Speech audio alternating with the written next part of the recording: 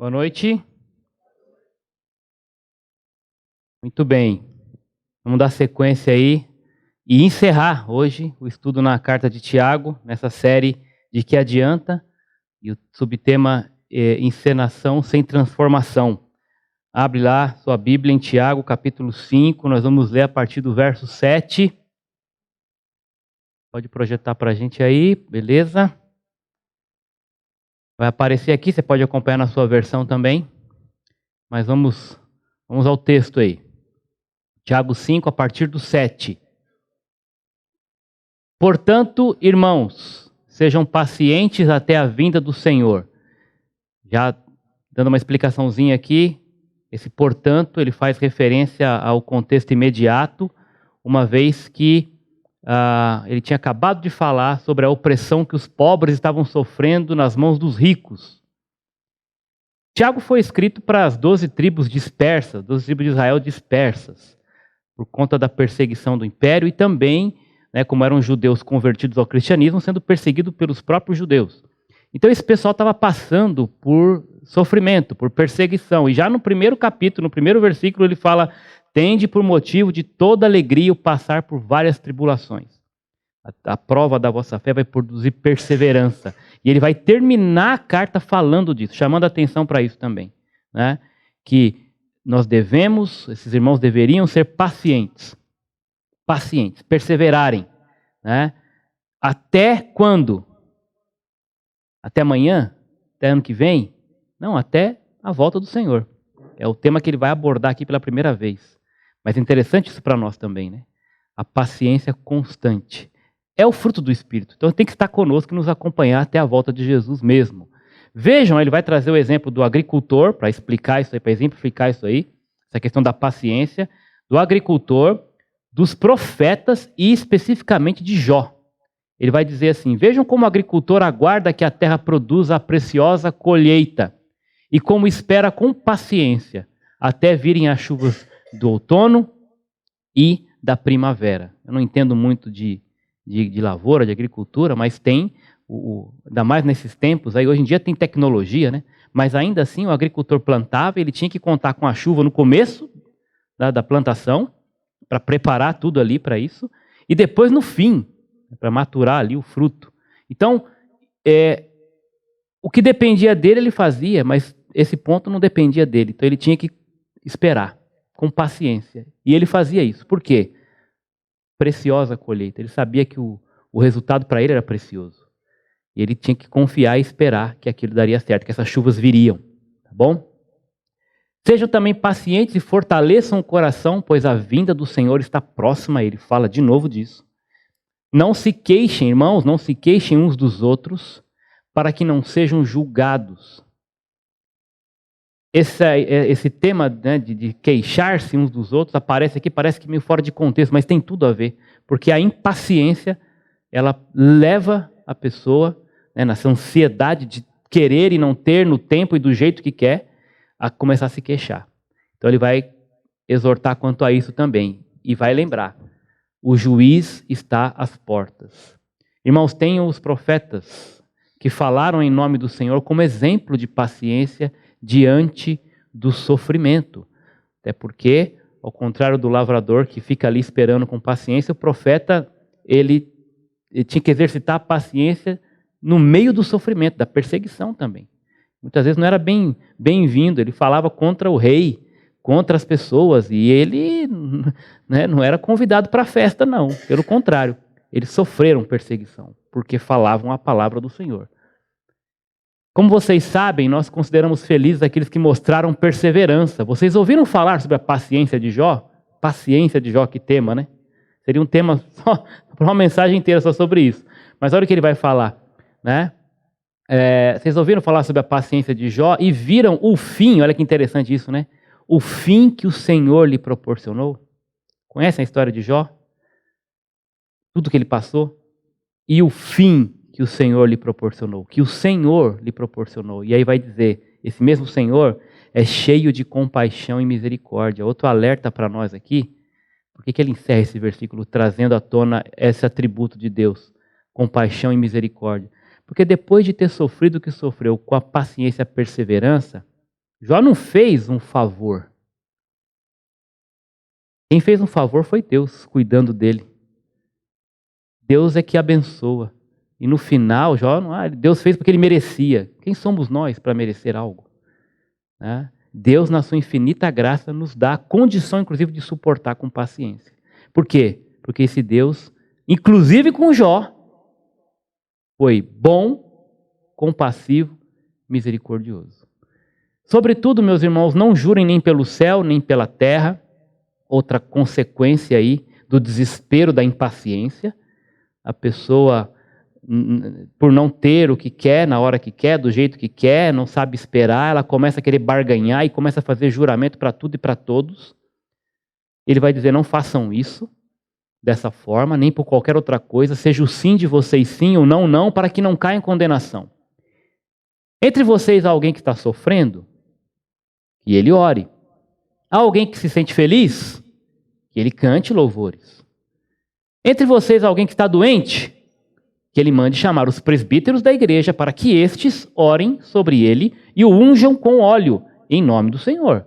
E a oração feita com fé curará o doente, o Senhor o levantará. E se houver cometido pecados, ele será perdoado. Portanto, confessem os seus pecados uns aos outros e orem uns pelos outros para serem curados. A oração de um justo é poderosa e eficaz. Elias era humano como nós.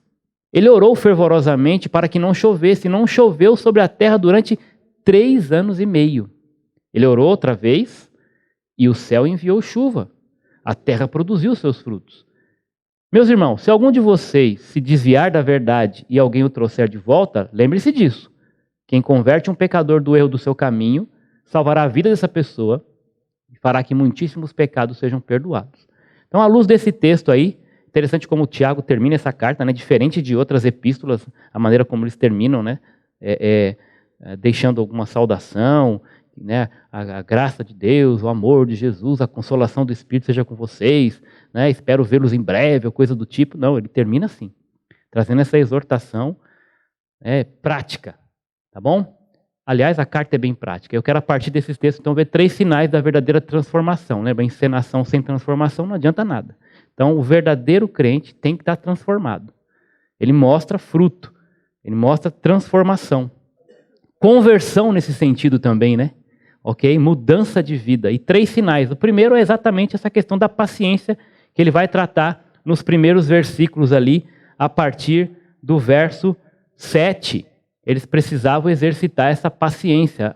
Nós sabemos que a vida moderna, né, principalmente nas médias e grandes cidades como a nossa, fez com que desaprendêssemos a esperar. Ontem mesmo, estava contando isso, parei no farol, fila dupla, tinha 2 carros na minha frente, e abriu o farol, mas não deu 3 segundos. A pessoa de trás já buzinando para o da frente sair. Que coisa, né? Não deu 3 segundos. Empurrando o outro e o farol tinha acabado de abrir. Já viu isso? Já fez isso? Hã? Era você, não? Não, né? Muito bem. Acho que não, né? Acho que não. Muito bem. Mas é a impaciência, gente. Infelizmente, nós somos empurrados para isso, né? Ao contrário do pessoal da geração passada, não muito distante, somos pessoas que exigem respostas e resultados imediatos. Nós não gostamos de esperar, né? Falta paciência. Como consumidores modernos, somos imediatistas, exigentes e ansiosos. Muita gente toma até remédio para isso, né? Se enche de remédio porque não consegue esperar. Não sabe ser paciente. Para a mente ativista de hoje, a figura do agricultor que ele traz aqui, que espera pacientemente pela safra, passa a sensação de ineficiência. Bom, se ele fosse um bom agricultor, ele dava um jeito. Ele conseguisse mais rápido.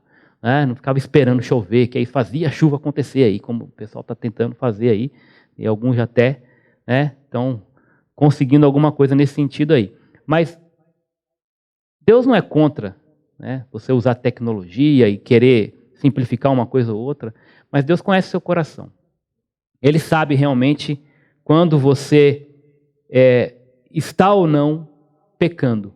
Não confunda paciência com preguiça ou com hesitação. Isso é pecado. Paciência é fruto do Espírito. A paciência nos faz depender de Deus. A paciência nos faz submeter a Ele, à vontade dEle, e agradecê-lo em todas as circunstâncias. A paciência, ela nos leva a, de fato, nos prostrarmos diante daquele que é o verdadeiro Senhor. Ele tem o controle de tudo, o tempo é dele, o jeito é o dele. Muitas vezes nós é que nos enroscamos em problemas e colocamos a culpa em Deus, né? E aí ficamos ansiosos. Mas Deus continua firme no seu trono. Deus não é levado pela sua correria. Então, a questão está em nós, não em Deus, nem na palavra de Deus. Fortaleçam o coração. E ele vai trazer essa ideia, né, de uma atitude de prontidão da pessoa, dela buscar fortalecer esse coração. E ele traz um bom motivo para isso, uma perspectiva para esse fortalecimento, a vinda do Senhor. Porque esses camaradas estavam sendo perseguidos. E Tiago está dizendo em outras palavras, calma, esperem. Não queiram se queixar, reclamar, murmurar ou fazer qualquer tipo de atitude que vai trazer condenação para vocês, pela língua. Tiago trata muito sobre isso. A maneira como você fala, como você procede, como você se comporta. Ele vai dizer, tem alguém que está julgando isso. Especialmente nesse contexto imediato, onde os ricos estavam oprimindo ali os pobres. Ele vai dizer, espere no Senhor, tenha paciência. É Deus que vai julgar. E Ele já está às portas. Ele não demora, o tempo dele é perfeito. Sabe de uma coisa? Quando Ele vier, tem esses dois aspectos da vinda do Senhor. Para aqueles que são dele, um dia de grande alegria, de recompensa, de festa. E não precisa mais esperar. É alegria completa. Mas para aqueles que estão longe do Senhor, que não se renderam ao senhorio dele, para esse será um dia terrível, o dia do Senhor. É essa a ideia, esses dois aspectos da volta. Então espere, primeiro, porque ele vai recompensar você e também aquele ímpio. O que esse pedacinho aqui, né, de vida nessa terra comparado à eternidade? Então tem gente que de fato oprime, que poderia, né, estar submetida à vontade de Deus aqui, mas vive uma vida regalada. E parece, como nós vimos até em outros salmos e outras passagens, parece que eles estão se dando melhor, estão mesmo na perspectiva humana, estão prosperando, às custas até dos cristãos, dos piedosos. Mas a Bíblia diz, o dia deles vai chegar. A justiça não cabe a nós, cabe àquele que é o reto juiz. E ele está chegando. Ele está chegando. Quanto a nós, o autor de Hebreus diz, a nossa leve e momentânea tribulação, parece que ele está brincando, né? Como assim leve e momentânea? Ele está olhando para o aspecto eterno da história, né? Esse pedacinho de tempo aqui, 70, 80, 50, enfim, anos, ainda que sejam todos eles vividos de maneira sofrida, se nós estamos com Jesus, se nós estamos firmados no Evangelho, na graça, ele vai dizer, isso é leve e momentâneo comparado ao peso da glória que nos aguarda. Então essa é a perspectiva que nós temos que ter para fortalecer o nosso coração. E esperar no Senhor. Deus continua sendo bom, misericordioso e justo. Esses textos aí vão nos alertar sobre o benefício de esperar, de ter paciência, de fortalecer o nosso coração no Senhor. Salmo 37:7, texto conhecido. Vamos juntos lá, esse não vai estar projetado aí, rapidamente. Diz assim, descanse no Senhor e aguarde por Ele com paciência.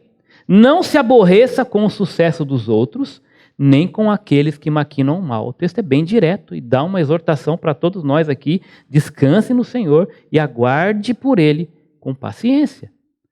Lamentações. Tem na Bíblia, pastor? Tem. Você está em Salmos, Provérbios, Eclesiastes, Cantares, Isaías, Jeremias? Lamentações de Jeremias. Tem sim. Capítulo 3, verso 25 e 26. Vamos lá. Diz assim: o Senhor é bom para com aqueles cuja esperança está nele, para com aqueles que o buscam. É bom esperar tranquilo pela salvação do Senhor. E o apóstolo Paulo aos Tessalonicenses traz esse mesmo conceito, 1 aos Tessalonicenses, também capítulo 3, verso 13. Fala que Deus, Ele é o agente, né, desse fortalecimento. Então vamos juntos lá. 1 Tessalonicenses 3, verso 13. Que Ele, o Senhor, né, fortaleça os seus corações para serem irrepreensíveis em santidade diante de nosso Deus e Pai, na vinda de nosso Senhor Jesus com todos os santos. Essa perspectiva da eternidade, do plano de Deus, Deus santo, justo, Ele vai voltar e vai, de fato, consumar todas as coisas, vai julgar a tudo e a todos. Isso é o que fortalece o nosso coração e nos faz exercitar essa virtude aí de esperar no Senhor com paciência. E o segundo sinal aí, né, de um crente transformado, primeiro, então, é a paciência esperançosa.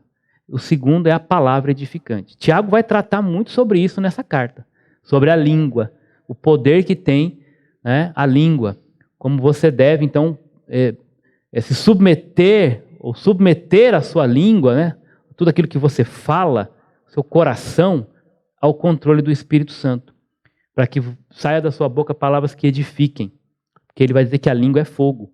E aqui, ele também vai falar sobre a bênção que é quando você ministra na vida de pessoas com palavras bíblicas, palavras da fonte da verdade, da fonte de toda a justiça, palavras que vêm de Deus. Verso 9, se vocês forem lá comigo, depois volta lá para Tiago, né, capítulo 5. No verso 9, ele vai falar sobre a questão de queixas. Não se queixem uns dos outros para não serem julgados. É interessante isso, mas é esse contexto, a impaciência e a revolta pelas injustiças, né, não reparadas, elas exaltavam esses ânimos. E aqueles cristãos oprimidos tinham um coração cheio de amargura por causa dessas perseguições, e eles não viam, de repente, naquele momento ali, as coisas mudando, né, os ricos prosperando, né, parece que o mal está ganhando, essa é a ideia. Então a tendência, por conta disso, era reclamar, era murmurar, queixar-se com os outros, dos outros e também contra Deus. Tiago já havia prevenido isso no capítulo 4, falando, né, que nós não podemos falar mal uns dos outros, porque seria então assumir o lugar de Deus, de condenar ou de julgar alguém. Isso só é prerrogativa do próprio Deus. No 4:12 ele fala sobre isso. E quanto aos ricos, que também está nesse contexto imediato, ele já havia alertado que, por um lado, a gente não pode tratá-los de forma preferencial. Esse texto vai falar, se vier uma pessoa aí rica e tal, você vai dar os primeiros lugares para ele. Não, todo mundo é igual.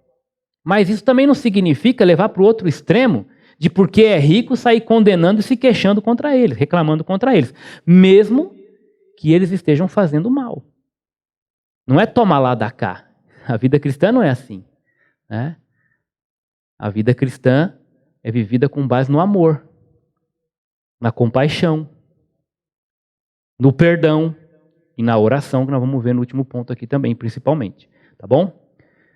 Ele vai falar também no verso 12 sobre você usar a sua língua para fazer juramento tolo.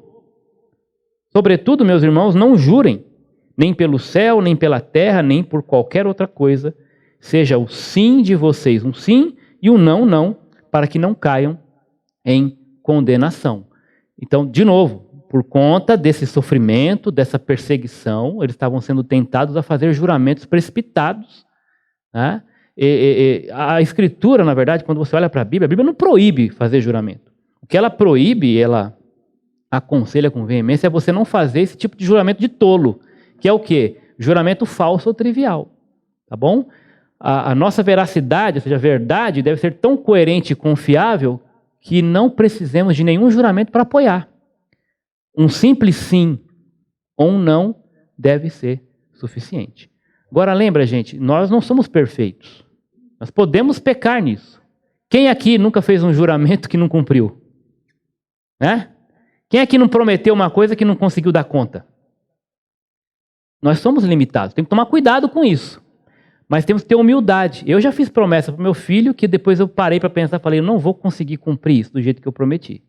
E aí eu tive que chamar e falar, olha, não, aquilo que eu prometi não vou conseguir. Então me perdoa por ter prometido, eu errei. Claro que ele fica triste, porque para ele estava ótima a promessa. Né? Eu contei a história hoje, que quando eu era pequeno, uma pessoa, parente, chegou para mim e falou assim, o que você quer ganhar de aniversário? E na época, né, eu quero ganhar uma luva de goleiro, par de luva, né? Ah, eu vou te dar, hein? Pode deixar, no seu aniversário eu vou te dar um par de luva do goleiro. E eu ficava pensando nisso. Estava chegando. Chegou o dia do meu aniversário.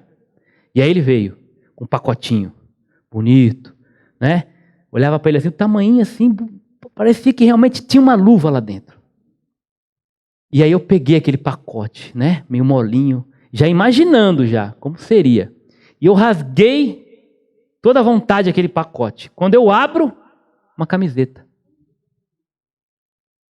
E aí ele falou assim, e aí, gostou? Criança, né? Falei, não. Você tinha me prometido uma luva de goleiro. Aí, quase, nem lembro se eu apanhei ou não, mas enfim, né? Menino, que é isso? Presente e tal, aquela coisa, né? Mãe, ele falou que ia dar luva. Mas enfim, você já fez isso? Espero que não. Com criança ainda? Que dó. Mas depois eu lembro que eu tive uma, não sei se foi antes ou depois disso, mas não queria ser goleiro mesmo, não ia dar certo, né? Mas o fato é que a gente tem que tomar cuidado com isso. A gente erra, a gente é falho, mas tem que ter arrependimento, tem que ser coerente. Nós levamos o nome de Jesus. E às vezes por causa da ansiedade de não ter paciência para esperar, a gente quer sair fazendo negócio com Deus ou com os outros para conseguir logo o favor de alguém. Então sai jurando por Deus para tudo quanto é canto. Quebrando até um dos mandamentos de não usar o nome de Deus em vão. Tem que tomar cuidado com isso, porque a questão está no coração, na atitude egoísta de querer tudo para si, no seu tempo, na ansiedade. Isso é pecado. Seja o seu sim, sim, o seu não, não. Nossa simples palavra deve ser completamente digna de confiança, como um documento assinado, legalmente correto e completo. Finalmente, ali com relação à palavra, é interessante porque ele vai falar nos versos 19 e 20, se algum de vocês se desviar da verdade e alguém o trouxer de volta, lembrem-se disso. Quem converte o pecador do erro do seu caminho, salvará a vida dessa pessoa e fará que muitíssimos pecados sejam perdoados. Aqui, essa atitude de ser bênção na vida da pessoa, por meio, sim, da sua oração, das suas palavras diante de Deus por ela, mas também diante dela mesma, para alertá-la e abrir a sua mente, né, os seus olhos quanto ao erro, ao desvio que ela cometeu.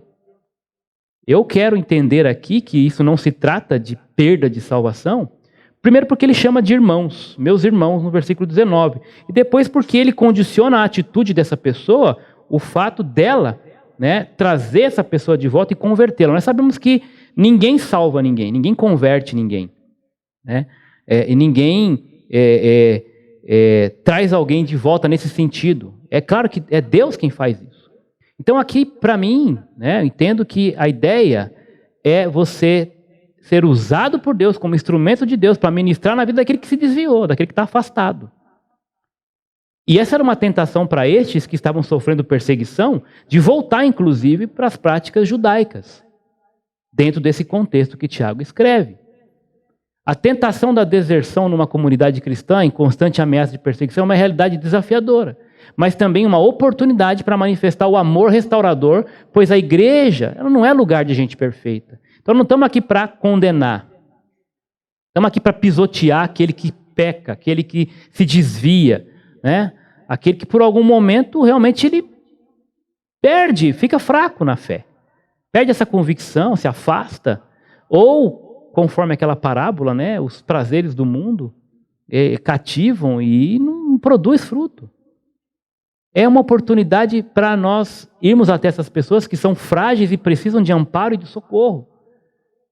Nós somos chamados, a nós, servos de Deus, foi nos dado o ministério da reconciliação. Isso tem a ver com evangelização, sim, mas também tem a ver com esse ato, essa ministração na vida daqueles que estão frágeis, que se desviam, que precisam de exortação para voltar. Talvez exista alguém aqui, no nosso meio hoje, que se afastou de Deus por algum momento, da igreja, da comunhão, né? A brasa que saiu ali da fogueira, né? Como a gente diz, e Deus usou alguém. Pode ter usado uma mensagem como essa, de 40, 50 minutos, mas pode ter usado alguém que insistiu, dia após dia, orando por você, ligando para você, conversando com você, falando para o seu ouvido as palavras do Senhor. Volta, eu te amo, você não pode ficar longe assim. Gente, até que naquele momento você falou, ai, mas que pessoa chata. Mas hoje você agradece a Deus pela vida dela, porque esse carrapato santo, né, que pegou no teu pé e você está aqui hoje, porque Deus usou essa pessoa entendeu esse ponto aqui. Né? Gente que te ama, gente que quer o teu bem. Tem muito filho que fica chateado com os pais por causa disso. Mas eu tenho certeza que eles vão fazer isso e fazem, primeiro por amor a Deus, mas principalmente aqui também, porque te ama. Querem o teu bem. Ah, mas meu pai, minha mãe só pega no meu pé para ir para a igreja, para ficar e para voltar e não sei o quê. Eu quero viver minha vida. Deus sabe o quanto é importante. Espero que você seja grato. Se Deus usou um pai, uma mãe, um irmão, um parente, até um estranho, para que você voltasse para o caminho. Talvez você, agora na sua mente, venha alguém que está afastado desta comunidade ou de outra que você conheça. E sabe de uma coisa? Essa palavra é para você. Essa palavra é para você usar a sua boca para orar, para exortar, para mandar um recado. Nós vamos fazer isso aqui daqui a pouco. Se algum de vocês se desviar da verdade e alguém trouxer de volta, lembre-se, quem converte um pecador do erro, do seu caminho, salvará a vida dessa pessoa e fará que muitíssimos pecados sejam perdoados. Porque no momento em que ela entende, por meio da exortação da palavra, o que acontece com ela? Ela se converte, não nesse sentido de céu e inferno, mas de sair do erro e voltar para a verdade. E ao fazer isso, ela para de fazer as burrices da vida e começa de volta a agradar a Deus. Então, os pecados são perdoados, porque na conversão há arrependimento. E um coração contrito e quebrantado, Deus não vai desprezar. O mérito não está em nós, é todo do Senhor, porque Ele quer nos usar como instrumentos para isso. Há sempre o perigo de uma pessoa se desviar da verdade. A Hebreus 2:1 fala, por isso convém atentarmos mais diligentemente para as coisas que ouvimos, para que em tempo algum nos desviemos delas. Devemos ajudar os membros que se desviam da verdade. Essa pessoa precisa ser convertida, ou seja, voltar para o caminho. Precisamos nos esforçar para salvar nesse sentido, né, de evangelizar, de ganhar almas para Jesus, mas também para restaurar aqueles que se desviam. Finalmente aqui, aquele que tem a vida transformada tem como sinal a oração, a sua prece eficaz. Muito pode, né, a súplica do justo pela sua eficácia. Tiago vai falar isso no versículo 16. A oração de um justo é poderosa e eficaz. Nós vamos ver isso nos versos 13 a 18. E ele vai, eu pensando nessa questão da oração aqui, que é a chave desse capítulo, desse texto, né? Nós percebemos que ela é a característica mais importante de um cristão maduro, de um cristão transformado. Por quê, gente? Eu concordo com isso. Você pode estar lendo a Bíblia e ainda estar frio. Lendo como você lê um gibi da Mônica e do Cascão. Ainda tem? Tem, né? Do meu tempo aí, né? Você pode estar lendo a Bíblia como você lê qualquer, né, texto por aí. Está frio. Só informação. Você pode estar vindo na igreja, todo domingo, indo no pequeno grupo, toda semana, e ainda assim estar frio. Mas, gente, se você tem uma vida de oração, eu duvido que você vai estar frio. Quem ora ama a Deus. Você sabe disso. Aquele que tem uma vida de oração, ele mostra realmente que ele ama a Deus e o seu próximo. Alguém te contrariou? Está com raiva de alguém? Vai orar por ela para você ver se essa raiva não passa. Vai orar, coloca ela diante de Deus.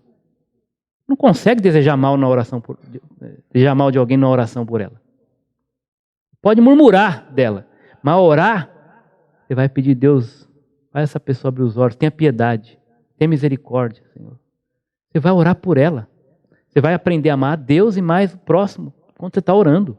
Não tem como, gente. E aí, olhando para esses versículos, eu pensei eu falei, puxa, que legal. Aqui ele fala, se tem alguém sofrendo, você deve orar. Se tem alguém contente, alegre, você vai cantar louvor, que também é uma forma de falar para Deus ou de Deus com gratidão, com adoração. Se tem alguém doente, vai orar. E se tem alguém que está desviado, é óbvio que você vai trazer ele de que maneira? Falando com ele, orando por ele. Então a oração abrange tudo isso. A aflição, a alegria, o adoecimento e o abandono. Aquele que abandonou. E o que ela vai fazer com eles? Vai consolar o desesperado que está aflito? Vai celebrar a Deus no meio da alegria, com gratidão? Vai curar o doente que está adoecido? E vai converter aquele desviado que abandonou. A oração é poderosa, gente. Você duvida disso? Entrega a sua vida para Deus em oração. Eu preciso aprender muito sobre isso, gente. Porque Tiago dá uma lição aqui. E ele vai entrar em detalhes aqui impressionantes, que são até difíceis de entender para nós. Sabe por quê? Muitas vezes porque nós não praticamos. Talvez para muitos é mais tranquilo porque já leva uma vida de oração, tem comunhão com Deus e já provou do extraordinário poder da oração. Há alguém sofrendo, que ele ore. Há alguém que está feliz, você vê os extremos aqui, né? Cante louvores. Então isso é a vida, tá? A ideia aqui é que ao mesmo tempo tem pessoas chorando, enquanto outras estão celebrando no meio da igreja. Talvez nessa noite aqui, tem gente que está feliz porque conseguiu uma bênção, conseguiu algo que estava desejando, seja um emprego, né? Ou tem um bebezinho chegando, né? Ou conseguiu um namoro, né? Ou de repente, enfim, comprou um carro, uma casa, não sei. Mas está feliz por algum motivo. Enquanto, na mesma comunidade, talvez alguém que está do teu lado aí, está sofrendo. Está angustiada, está chorando porque perdeu alguém. Ou porque não sabe como vai chegar as contas no fim do mês. Está passando necessidade. Tem direito ao que comer. Tem alguém na iminência de morte. Tem um filho que está nas drogas. Enfim. Essa é a vida, né? Deus equilibra a nossa vida dando horas de sofrimento e horas de regozijo. Muitas vezes trafegamos dos caminhos floridos da alegria para o vale do choro no mesmo dia. No mesmo dia. É assim a vida. Para todos. Para todos. Eu não sei como está o seu dia, a sua semana. Mas num dos dois lados você está. Mesmo que os nossos pés estejam no vale, nosso coração pode estar no plano. Sabe por quê? Porque a nossa esperança, ela não está no dinheiro. A esperança do cristão não deve estar nas coisas materiais, na sua conta bancária. A nossa alegria não está no governo, nem nesse, nem no próximo, ou em qualquer outro. Não está nem na igreja necessariamente, né, a instituição. A nossa esperança está em Deus. E ele disse, ele nunca disse para nós que nós não passaríamos por sofrimento, ao contrário. Né? Ele falou que aqueles que queriam ser discípulos dele, eles iriam carregar uma cruz. Mas ele disse assim que ainda que nós andássemos pelo vale da sombra da morte, ele não negou, ele não falou se, ele falou quando vocês passarem pelo vale da sombra da morte, ele disse assim, estarei lá com vocês. Lá a minha vara e o meu cajado vai consolar vocês. O melhor lugar do mundo é aos pés do Salvador. Lembra dessa música? É do meu tempo, alguns lembram, me ajuda aí. É maravilhosa a letra. Ali na fornalha, com Deus, é o melhor lugar. Na cova dos leões, se Deus está ali, está no paraíso. É isso que importa. Na hora do sofrimento, na hora da dor e também na hora da alegria, que é um momento onde nós muitas vezes esquecemos desse Deus. Porque quando está tudo bem, a gente esquece de agradecer, esquece de honrar a Deus porque está tudo bem. Às vezes no aperto nós corremos para Ele, mas quando está bem a gente esquece. Então, desde cedo na igreja cristã, esse cântico de louvores se tornou um meio pelo qual a igreja, né, manifesta alegria e gratidão, como era lá no Antigo Testamento. Eles iam celebrar com cânticos, em gratidão, todas as bênçãos que Deus tinha e derramava sobre eles. E ele vai dizer agora aqui, tem alguém entre vocês doente? Tem alguém entre vocês doente? Olha que interessante aqui, porque ele vai dizer o quê? Chama os presbíteros.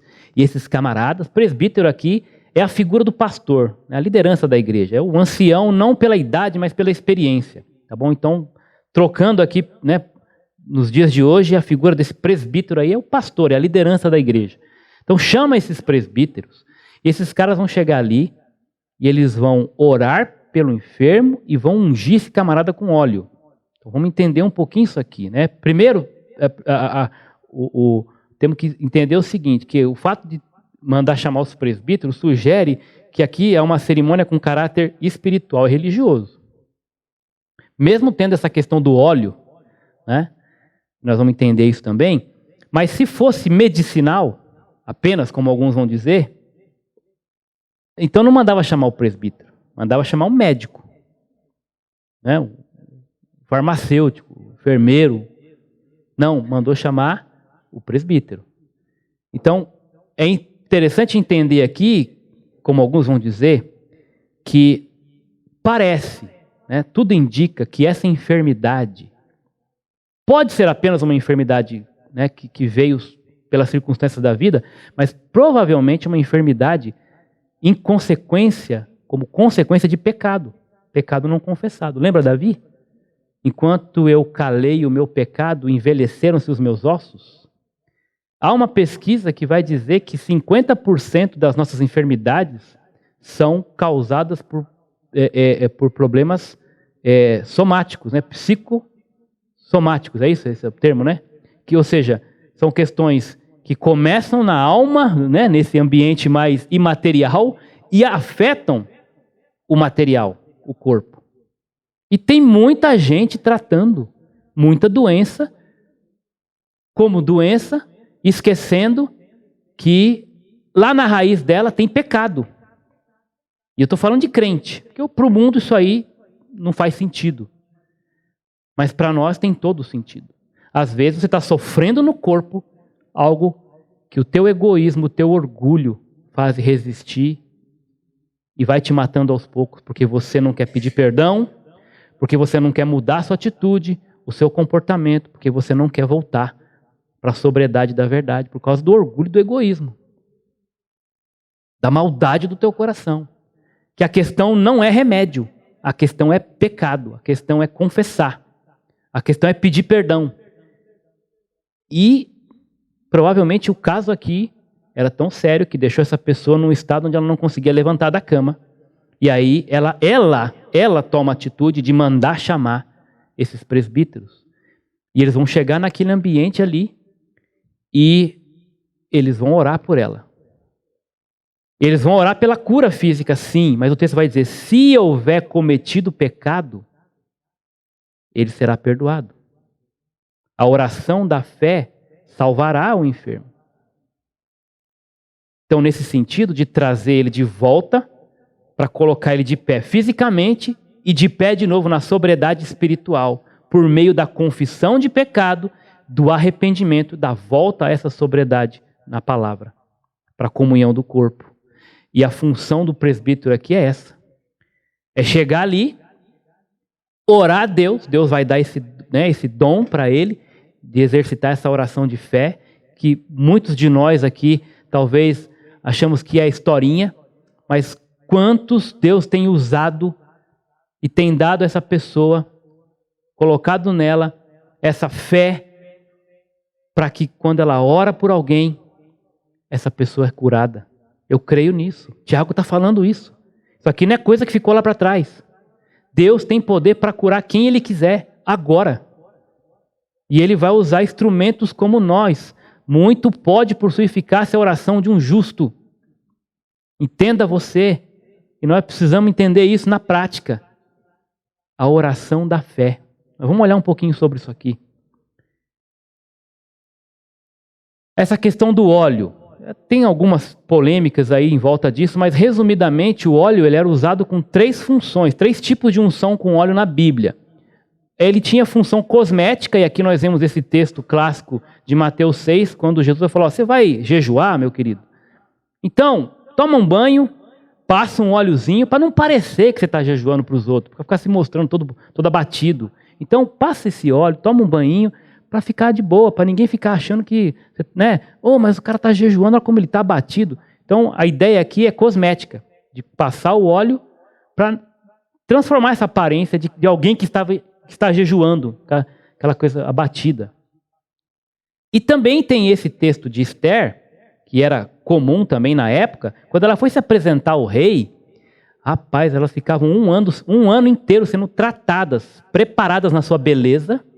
Era como é que chama esse negócio que a mulher fica aí? É spa que chama? É, alguma coisa assim, né? O ano de princesa.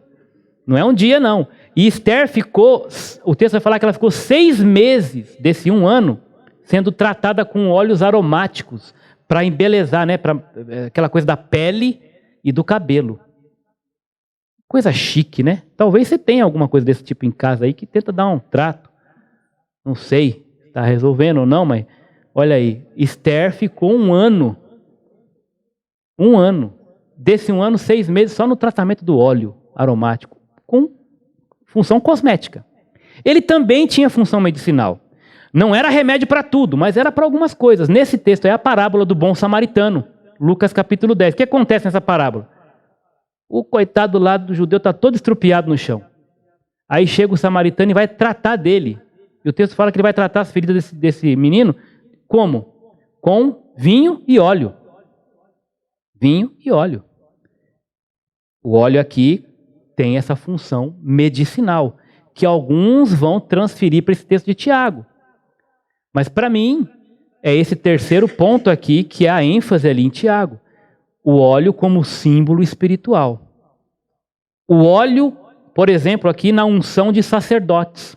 Aqui falando de Arão. Né? Então, quando o óleo era derramado sobre a cabeça daquele sacerdote, estava simbolizando a presença do Espírito Santo vindo sobre ele para capacitá-lo para aquela obra. Abre nesse texto de 1 Samuel 16, na unção do rei Davi. Também teve a unção de Saul em outro texto, acho que 1 Samuel 10. Em 16 é a de Davi. Vai lá comigo. 1 Samuel 16. Olha que interessante isso. Verso 13. Samuel então, 1 Samuel 16, 13. A unção de Davi. Olha a função simbólica aqui do óleo, né? Samuel então apanhou o chifre cheio de óleo e o ungiu Davi, né, na presença dos seus irmãos. E olha que interessante. E a partir daquele dia, o Espírito do Senhor apoderou-se de Davi. Você percebe aqui a relação? A unção, imediatamente depois, ali a partir daquele dia, o Espírito do Senhor vem sobre Davi, para capacitá-lo para a obra que ele iria realizar, para a sua função. Então, esse óleo, ele vai simbolizar a presença do Espírito Santo na vida daquela pessoa. Vindo com poder curador, poder transformador, poder restaurador, de convencimento do pecado, da justiça, do juízo, de lucidez, de volta para a verdade. E aqui então o óleo aqui tem essa função, no meu ponto de vista, essencialmente simbólica. Presbítero, autoridade de Deus, o óleo representando a presença do Espírito ali naquele ambiente, vindo sobre a vida daquela pessoa, por meio da oração da fé. Não é nem a oração, nós vamos ver isso aqui, e nem o óleo que vão levantar aquela pessoa ali. Quem vai fazer isso é quem? O Senhor. O Senhor vai usar quem Ele quiser, no tempo que Ele quiser, mas é Ele quem efetua, é Ele quem executa o milagre, né? A cura. É da vontade dEle, do jeito dEle, tá bom? A oração da fé, ou a oração feita com fé, curará o doente. A oração da fé é aquela feita por um ou mais presbíteros, aos quais Deus concede a fé necessária para a plena certeza de que o doente será curado ali. Ali. Impressionante isso. Esse é um ponto onde nós precisamos depender muito de Deus. Difícil explicar isso, mas é uma comunhão plena, em santidade, de vida, de testemunho. E essas pessoas vão ali, Deus vai dar naquele momento para ela uma convicção de fé tamanha, que ela vai orar pela cura e isso vai acontecer. Deus vai usar aquela pessoa ali, ou aquelas pessoas ali. Isso não é prerrogativa só de presbítero, é para todo que tem o Espírito Santo, porque é Ele que faz acontecer. Não é verdade? Tiago acredita a cura não à unção com óleo, nem à oração em si, mas ao Senhor. O Senhor o levantará. O ponto aqui se trata de uma fé que é dada por Deus e que não é produzida pelo homem. No verso 16, ele vai dizer assim: portanto, confessem os seus pecados uns aos outros. Volta lá comigo, se você tirou lá, vamos voltar para Tiago, já está terminando aqui. Capítulo 5, olha comigo aí. Portanto, diante disso, você vê, essas pessoas estão ali orando, e a oração da fé vai levantar, e se ele tiver cometido pecado, será perdoado. Então, esse ambiente, né? Tiago traz à luz essa necessidade de nós ministrarmos uns na vida dos outros, confessando os pecados, né? Confessem os seus pecados uns aos outros. E você vê que Tiago aqui, ele é direto, prático, e não quer fazer showzinho, né? Não quer fazer não quer sair se mostrando para todo mundo. Então alguns interpretam mal, tanto essa questão do óleo como da confissão aqui. Primeiro, o óleo é ministrado ali, no interior daquela casa. Você não vê ninguém indo para a igreja, né, e aí pegando um óleo e sair ungindo todo mundo lá, ou objetos, ou coisa do tipo. E essa confissão aqui é nesse ambiente onde as pessoas são ministradas a voltar para a verdade, né, a estarem se santificando. Mas não é que você tem que sair confessando pecado para todo mundo, e também não é só o pastor ou o padre que tem essa prerrogativa de receber a sua confissão. Eu posso confessar com meu amigo como ele pode confessar comigo o seu pecado. Isso no ambiente do discipulado acontece muito, né? Desse vida na vida. É isso aqui, né? Uma terapia divina quando há confissão, perdão e reconciliação. A oração não é uma prerrogativa apenas dos presbíteros, e nem ela é direcionada apenas aos enfermos. É um privilégio de todos os crentes. A confissão não é a um sacerdote e nem é a todos indistintamente. É isso que eu estou falando aqui. A confissão deve ser feita a Deus e às pessoas, ou pessoa, né, diretamente implicadas. Pecou contra alguém, vai lá e confessa. Pede perdão, trata com ela, né? A mágoa adoece, mas a confissão traz cura. O ressentimento produz prostração, mas o perdão traz restauração. Talvez você já tenha experimentado a bênção que é você confessar o seu pecado para alguém que você ofendeu, ou mesmo que, né, você procurou um amigo e falou: olha, eu estou passando por isso, eu estou fazendo isso, estou cometendo esse pecado, preciso te confessar isso, preciso de ajuda. E aí essa pessoa vai orar por você, vai orar com você, vai andar com você, vai ser ministrada, vai ministrar na tua vida, vai ser instrumento de Deus para que você volte, se arrependa e volte para a verdade. É isso, confessem seus pecados uns aos outros. Igreja é isso, irmãos, é vida na vida. E igreja só de domingo, sentar aqui, ouvir a palestra, depois voltar para sua casa e ver sua vida do dia a dia, não ter contato com ninguém, não participar de um pequeno grupo, isso não é ser igreja. Porque não tem esse ambiente de confissão mútua. Que é isso que nos edifica, é isso que nos traz de volta. É isso que nos faz zelar pela santidade de Deus no meio do corpo. É isso que Tiago está falando. Confessem seus pecados uns aos outros, para serem curados. E aqui ele não está falando só de questão física.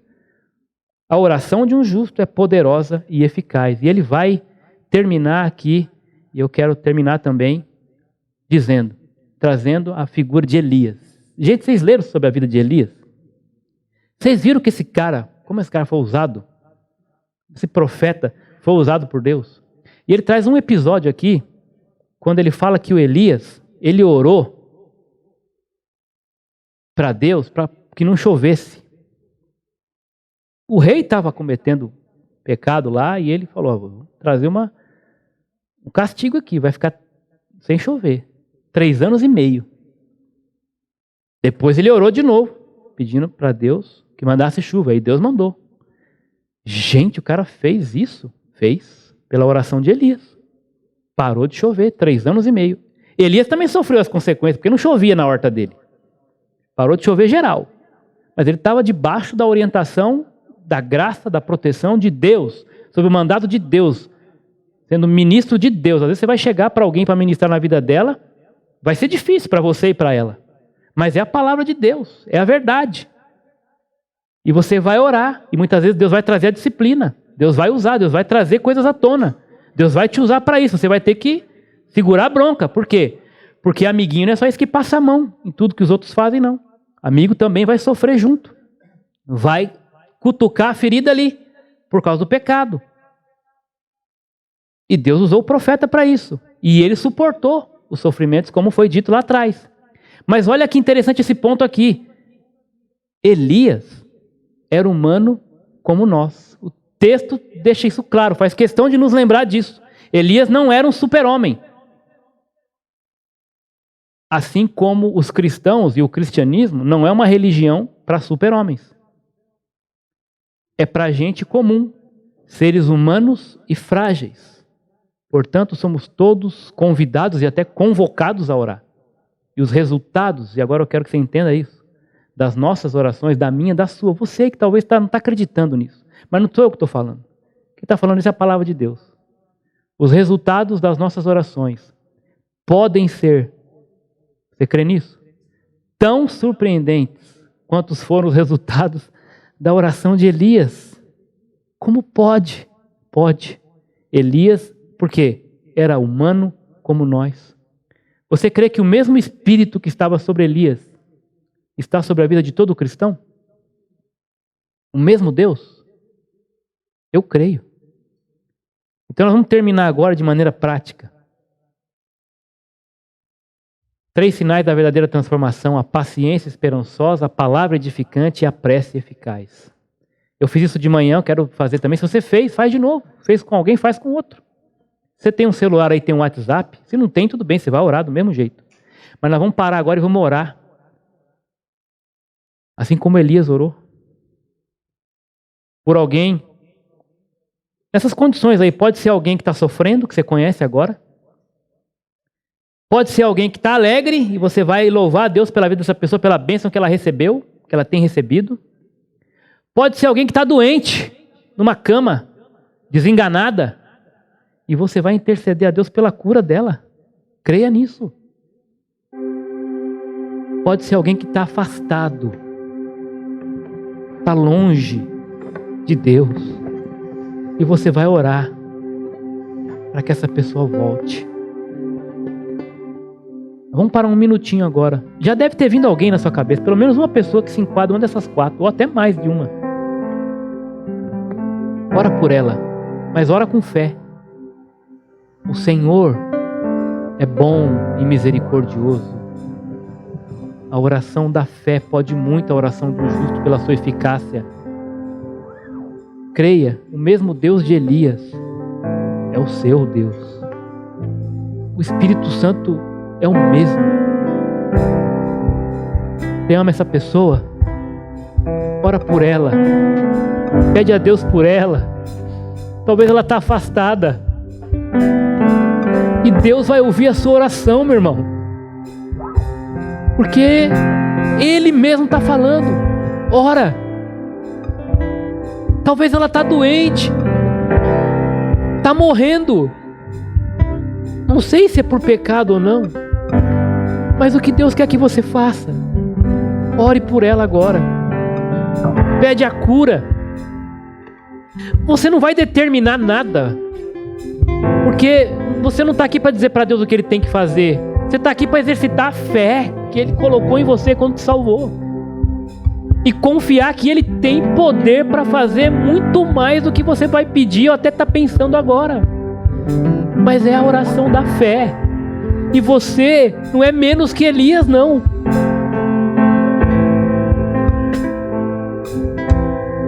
Se ela está contente porque ganhou uma bênção, ora pedindo graça na vida dela para que ela saiba ser grata e que essa bênção não afaste ela de Deus, seja o que for.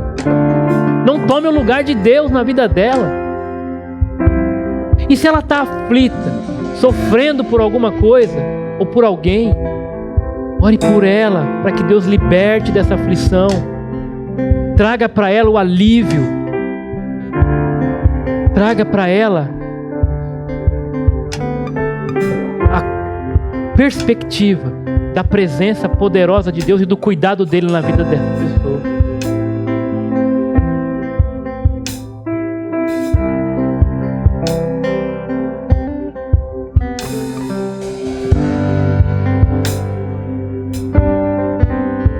Ora por ela.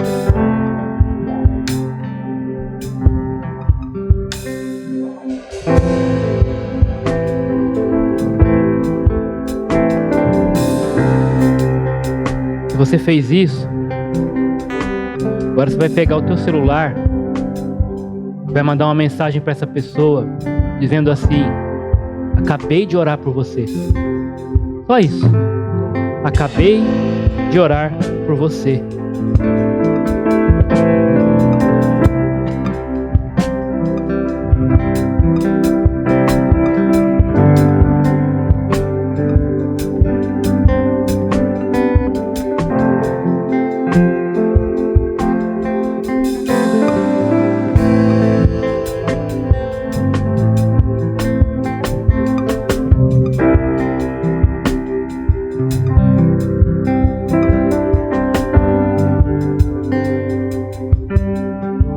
Acabei de orar por você.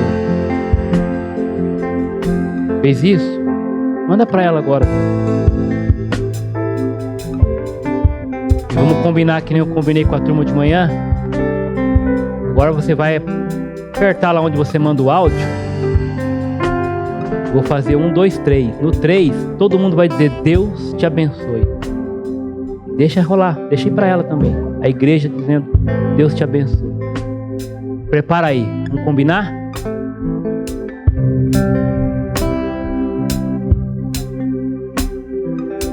Deus te abençoe.